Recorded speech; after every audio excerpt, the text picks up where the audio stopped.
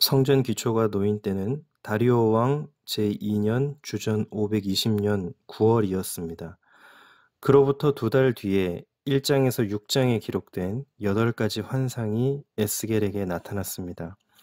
8가지 환상은 성전 기초가 놓인 직후에 나타난 하나님의 말씀이었습니다. 오늘 본문은 그로부터 약 2년이 흐른 다리오 왕 제4년 주전 518년에 스가랴에게 임하신 하나님의 말씀입니다. 성전 재건 공사가 주전 516년에 마무리되니까 오늘 본문의 시기는 성전 재건 공사가 반쯤 진행된 때입니다. 그리고 예루살렘이 멸망한 주전 587년부터 계산하면 70년이 되는 해였습니다. 예레미야가 회복을 예고한 70년째 해가 이른 것입니다. 성전 재건 공사가 상당히 진행되었고 예레미야가 예언한 때가 이르렀기에 유다가 새로운 국면에 접어들었다고 생각할 만한 시점이었습니다. 그러나 또 한편으로는 유다의 형편이 여전히 거칠었습니다. 바사 제국의 속주에 불과했고 땅도 황폐하고 환경도 척박했습니다. 유다 운명의 분기점 같은 시점이었습니다. 그때 베델에서 사람들을 제사장과 선지자들에게 보내 해 오던 대로 5월에 울며 근신해야 합니까? 하고 물었습니다. 울며 근신한다는 것은 금식을 동반한 제의적 행위를 말합니다. 유다 백성은 예루살렘의 멸망 후에 여러 번 금식했습니다. 8장 19절을 보면 이들은 4월, 5월, 7월, 10월에 금식했습니다.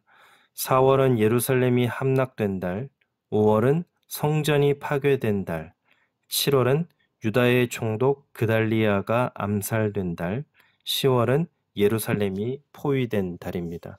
이 금식들은 망국의 슬픔을 기억하며 행하는 제의적 행위였습니다. 유다 사람들은 이제 성전이 건축되며 회복의 시기로 접어들었으니 하나님의 은혜를 구하는 이런 금식은 중단해도 되는 것인지 아니면 아직 유다의 형편이 척박하니 계속 금식을 해야 하는지 물었습니다. 이에 대해 하나님이 응답하시는데 질문하는 이들과는 초점을 달리 하십니다. 하나님은 그들의 금식이 하나님을 위한 것이 아니었고 제의적으로든 일상적으로든 그들이 먹고 마시는 일도 하나님을 위한 것이 아니었다고 대답하십니다. 그들의 금식은 그들의 종교적 만족을 위한 일이었을 뿐 하나님이 바라신 것이 아니었다는 의미입니다. 하나님은 그들에게 바라셨던 것, 지금도 바라고 계시는 것이 무엇인지 말씀하십니다. 하나님은 우선 이스라엘이 평화롭고 유다 남쪽 네겝 지역과 쇠펠라 평원에 거주할 때부터 선지자들을 통해 하나님이 원하시는 것을 알리셨다고 하십니다. 이 말씀은 이스라엘 백성이 이것을 하지 않아서 남방과 평원을 빼앗기고 이전에 누리던 평화도 잃어버렸다는 뜻입니다. 이어서 하나님은 옛 선지자를 통해 외치신 말씀, 이스라엘 백성이 지키지 않은 말씀이 무엇인지 구체적으로 알려주십니다. 9절, 10절입니다. 너희는 진실한 재판을 행하며 서로 인애와 긍휼을 베풀며 과부와 고아와 나그네와 궁핍한 자를 압제하지 말며 서로 해하려고 마음에 도모하지 말라. 하나님이 원하시는 것은 금식 같은 종교의식이 아니었습니다. 옛날부터 지금까지 하나님이 한결같이 바라시는 것은 진실, 인애, 긍휼로 이웃을 대하는 것입니다. 하나님의 말씀을 조금 더 자세히 보면 앞부분에는 실천해야 할 것 2가지, 뒷부분에는 삼가야 할 것 2가지로 되어 있습니다. 또 앞에 2가지와 뒤에 2가지는 결국 같은 것을 말하는데 앞에서는 적극적인 차원에서 요구하시고 뒤에서는 소극적인 차원에서 요구하십니다. 정리하면 이렇습니다. 하나님의 백성은 과부와 고아와 나그네와 가난한 자로 대표되는 사회적 약자를 압제해서는 안 되며 보다 적극적으로 이들의 권익을 보호하기 위해 진실한 재판, 공의로운 재판을 시행해야 합니다. 또 하나님의 백성은 다른 사람을 원수로 보거나 해하려는 마음을 품지 말고 보다 적극적으로 인애와 긍휼을 베풀어야 합니다. 이것이 하나님이 원하시는 진정한 금식입니다. 이와 비슷한 말씀은 성경 곳곳에 포진되어 있습니다. 잘 알려진 본문이 미가서 6장 6절부터 8절입니다. 내가 무엇을 가지고 여호와 앞에 나아가며 높으신 하나님께 경배할까? 내가 번제물로 1년 된 송아지를 가지고 그 앞에 나아갈까? 여호와께서 천천의 순양이나 만만의 강물 같은 기름을 기뻐하실까? 내 허물을 위하여 내 맏아들을 내 영혼의 죄로 말미암아 내 몸의 열매를 드릴까?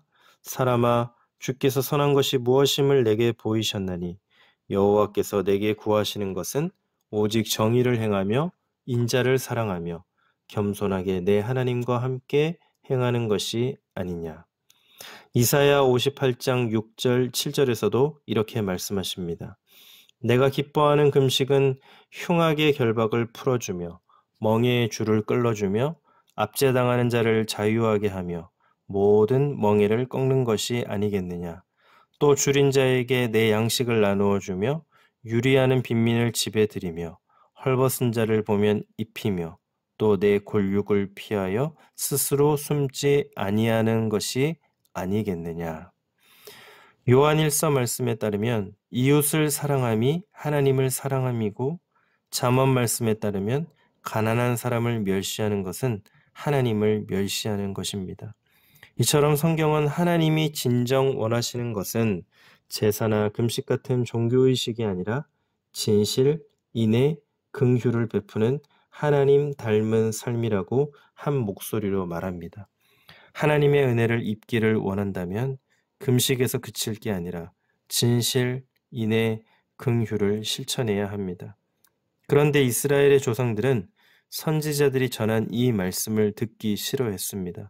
등을 돌리며 귀를 막고 마음을 금광석같이 굳게 해서 율법과 선지자의 말을 듣지 않았습니다. 금식은 얼마든지 할 수 있지만 과부와 고아와 나그네와 궁핍한 자를 압제하는 삶을 중단하기가 싫었던 것입니다. 제사는 기꺼이 드릴 수 있지만 경쟁자이자 원수로 여기던 이웃에게 인애와 긍휼을 베풀기는 싫었던 것입니다. 그러나 그들의 듣지 않음이 그들을 비극으로 몰아갔습니다. 그들이 이 말씀을 듣지 않았기에 하나님도 금식하며 은혜를 구하던 그들의 기도를 듣지 않으셨습니다. 하나님과의 언약 관계가 깨진 것입니다. 하나님은 그들이 언약의 말씀을 어김으로 하나님의 땅을 더럽혔기에 그들을 여러 나라에 흩어버리시고 땅을 쉬게 하셨습니다. 이것이 은혜를 구하며 금식을 계속해야 하느냐를 물어본 사람들에게 주신 하나님의 대답입니다. 유다 백성에게 중요한 것은 금식을 하느냐 마느냐의 문제가 아니었습니다. 성전 재건이 능사도 아니었습니다. 금식함으로 언약을 어기던 삶을 청산하는 것, 성전을 재건함으로 삶이 하나님께로 돌아오는 것, 삶에서 하나님의 말씀을 온전히 이행하는 삶의 금식을 실천하는 것이 하나님과의 바른 관계를 유지하고 하나님의 은혜를 입는 데 필요한 핵심이었습니다. 성전을 재건하는 백성에게 하나님은 다시 한번 말씀에 순종하는 삶을 재건하라고 요구하셨습니다. 예배를 드리고 말씀을 묵상하고 기도하는 우리에게 하나님이 원하시는 것도 마찬가지입니다. 과부와 고아와 나그네와 궁핍한 자의 권익을 보호하는 것, 일상에서 만나는 사람들뿐만 아니라 모든 인류를 인애와 긍휼로 대하는 것입니다. 기도하겠습니다. 하나님이 옛적부터 한결같이 하신 말씀, 진실한 재판을 행하며 서로 인애와 긍휼을 베풀며 과부와 고아와 나그네와 궁핍한 자를 압제하지 말며 서로 해하려고 마음에 도모하지 말라는 말씀을 마음에 새기겠습니다. 우리의 삶이 예배, 금식, 묵상, 기도 등 종교 행위에 멈추지 않게 하시고 거기서 출발하여 진리, 인애, 긍휼을 실천하는 삶으로 이어지게 도와주옵소서. 예수님의 이름으로 기도드립니다. 아멘.